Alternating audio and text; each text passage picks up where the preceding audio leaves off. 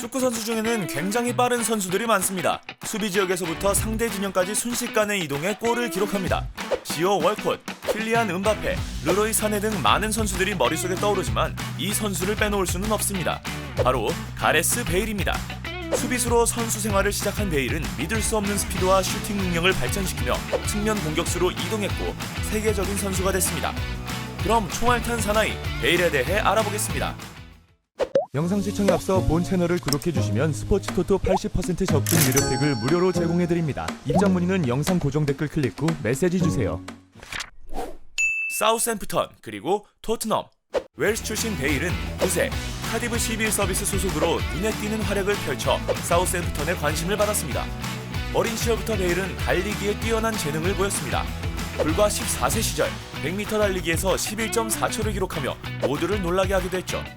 결국 베일은 2006년 16세 275일이라는 어린 나이에 사우샘프턴 유니폼을 입었습니다. 첫 시즌 베일은 5골을 기록하면서 성공적으로 프로 무대에 자신의 이름을 알렸습니다. 곧바로 많은 팀들의 관심이 쏟아졌고 그는 토트넘 호스퍼 이적을 선택했습니다. 베일은 2007년 토트넘과 4년 계약을 체결하며 본격적으로 프리미어리그 생활을 시작했습니다. 그런데 부상이 문제였습니다. 고장 리그 8경기에 나서 단 2골을 넣었습니다. 2008-9 시즌에는 16경기에 출전했지만 골이 없었습니다. 당시 수비수였던 베일은 지금처럼 주전이 아니라 후보 선수였습니다. 그리고 2010-11 시즌부터 베일의 공격 본능이 제대로 드러나기 시작했습니다.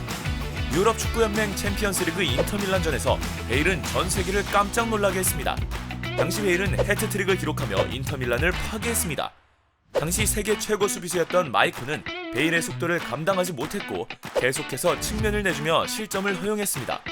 그리고 홈에서 열린 경기에서도 베일은 빠른 돌파와 날카로운 크로스로 피터 크라우치와 파블류첸코의 골을 도우며 토트넘을 승리로 이끌었습니다. 자신의 공격 능력을 확인한 베일은 2012-13 시즌 등번호를 3번에서 11번으로 변경했습니다. 당시 베일은 나는 더 이상 좌측 수비수가 아니다라며 공식적으로 공격수 변경을 선언했습니다. 그리고 해당 시즌 베일은 44경기에서 무려 22골을 기록하며 모두의 고개를 끄덕이게 만들었습니다. 이 활약으로 베일은 잉글랜드 프로축구 선수협회 선정 올해의 선수와 최우수 신인상을 수상했습니다. 그리고 세계 최고의 구단인 스페인 프리메라리가 레알 마드리드의 시선을 사로잡았습니다. 세계 최고 구단 레알 유니폼을 입다. 2013년 베일은 1억 유로라는 엄청난 이적료를 기록하며 레알 마드리드 유니폼을 입었습니다. 크리스티아노 호날두가 기록했던 9,400만 유로를 뛰어넘는 역대 최고 이적료 신기록이었습니다.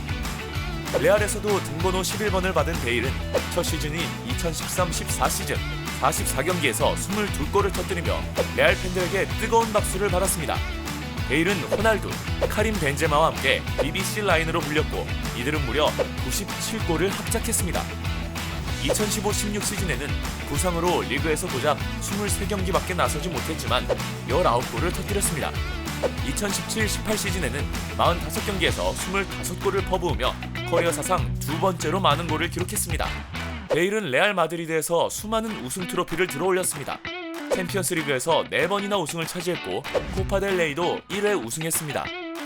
하지만 지네딘 지단 감독이 돌아온 후 베일은 크게 신뢰를 잃었고 현재 이적이 유력한 상황입니다.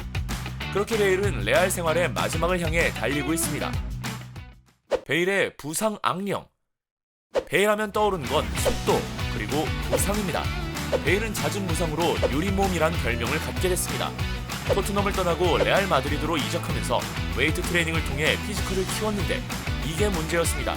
근육과 체중이 늘어나면서 민첩함과 유연성이 줄어들었고 결국 부상 빈도가 잦아진 것입니다.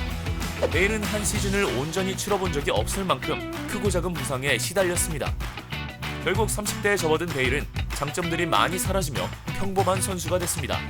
발목, 무릎, 허벅지 등 부위를 가리지 않고 부상을 당했고 결국 몸은 만신창이가 됐습니다.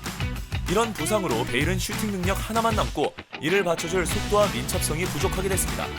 많은 사람들은 베일이 부상만 당하지 않았다면 호날두, 리오넬 메시 수준의 선수가 될 수 있었다고 말합니다. 어쩌면 이런 부상 속에서도 자신의 재능을 뽐낸 베일이 대단하게 보이기도 합니다. 베일의 골프 사랑, 그리고 호날두. 베일은 축구를 잘하는 선수지만 그렇게 성실한 선수는 아니었습니다. 바로 골프 사랑 때문인데요.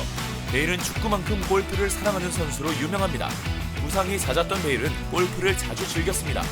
팀이 경기를 하고 있을 때도 경기를 보지 않고 골프를 즐긴 것이 논란이 되기도 했습니다. 파비오 카펠로 감독은 베일은 축구가 우선순위가 아닌 것 같다며 비판하기도 했습니다.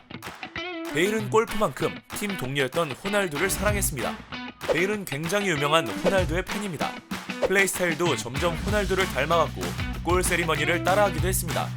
레알 마드리드 이적 후에는 호날두의 프리킥 자세를 따라하더니 패션도 호날두를 따라갔습니다. 한때 불화설이 나오기도 했지만 여전히 베일은 언론이 존재하지 않는 문제를 과장했다. 우린 정말 잘 지냈다며 이를 부인했습니다. 베일의 미래는? 베일은 자신만의 독특한 색깔이 있는 선수입니다. 흔히 말하는 치고 달리기를 정말 잘했던 선수였습니다. 전성기 시절 베일이 치고 나가면 그를 잡을 수 있는 선수는 거의 없었습니다. 그렇게 축구판에 한 획을 그은 베일은 이제 레알에서도 푸대접을 받으며 작별이 유력한 상황에 놓였습니다. 이제 만 30에 접어든 베일이 앞으로 어떤 모습을 보여줄지 관심이 모아집니다.